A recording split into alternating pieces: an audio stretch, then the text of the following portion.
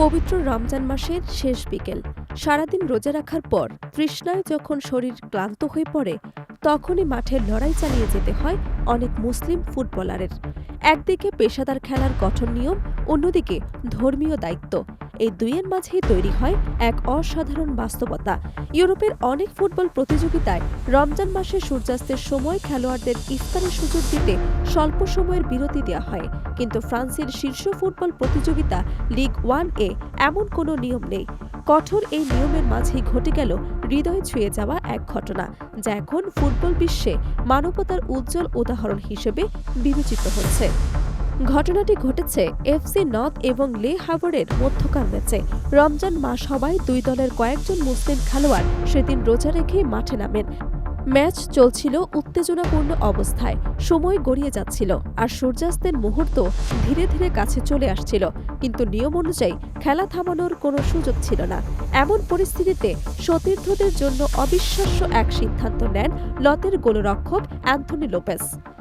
ম্যাচের প্রায় ৭৪তম মিনিটে হঠাৎই তিনি মাটিতে বসে পড়েন এবং পায়ে চোট পাওয়ার ভান করেন। তিনি ইঙ্গিত দেন যে তার পেশিতে টান লেগেছে এবং তিনি ব্যথায় খেলতে পারছেন না। সঙ্গে সঙ্গে মাঠে ঢুকে পড়ে চিকিৎসক দল। খেলা সাময়িকভাবে থেমে যায়। দর্শকরা প্রথমে বিষয়টি বুঝতে না পারলেও মাঠের পাশে থাকা খেলোয়াড়রা বুঝতে পারেন এই থামার মুহূর্তটাই তাদের জন্য সুযোগ। টাচ লাইনের পাশে আগে থেকে রাখা ছিল খেজুর এবং পানির বোতল। চিকিৎসা চলার সেই সময়টুকু ব্যবহার করে নতের কয়েকজন মুসলিম খেলোয়াড় দ্রুত ইফতার সম্পন্ন করেন। সবচেয়ে আশ্চর্যের বিষয় হল, যতক্ষণ না তার সতীর্থরা ইফতার শেষ করছেন ততক্ষণ পর্যন্ত গোলরক্ষক লোপেস মাটিতে শুয়ে ব্যথায় কষ্ট পাওয়ার অভিনয় চালিয়ে যাচ্ছিলেন।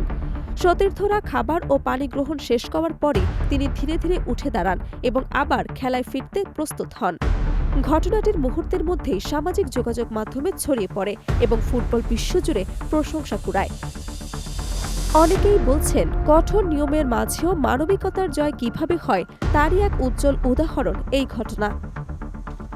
ফরাসি ফুটবলে ধর্মীয় কারণে খেলা থামানোর অনুমতি নেই।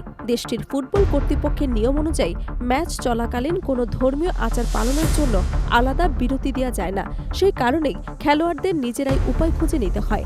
লোপেসের এই কৌশল ছিল নিয়ম ভাঙা নয়, বরং নিয়মের মধ্যেই মানবিকতা খুঁজে নেওয়ার এক অনন্য উদাহরণ। অন্যদিকে ইউরোপের সব প্রতিযোগিতায় একই নিয়ম নেই।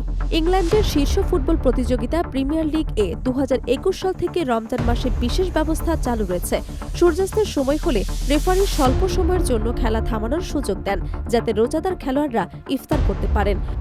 অনেক সময় গোল কিক, থ্রো ইন বা স্বাভাবিক বিরতির মুহূর্তে খেলোয়াড়রা টাচ লাইনের পাশে গিয়ে পানি বা খেজুর খেয়ে রোজা ভাঙেন। বিশ্ব ফুটবলে মুসলিম খেলোয়াড়ের সংখ্যা কম নয়, আর রমজান মাস এলেই তাদের জন্য তৈরি হয় ভিন্ন এক চ্যালেঞ্জ। তবু পেশাদার দায়িত্ব পালন করতে গিয়ে তারা মাঠে নেমে পড়েন একই উদ্যমে। সেই লড়াইয়ের মাঝেও মাঝে মাঝে জন্ম দেয় এমন এক ঘটনা যা শুধু খেলাধুলা নয়, মানবতার গল্প হয়ে থাকে।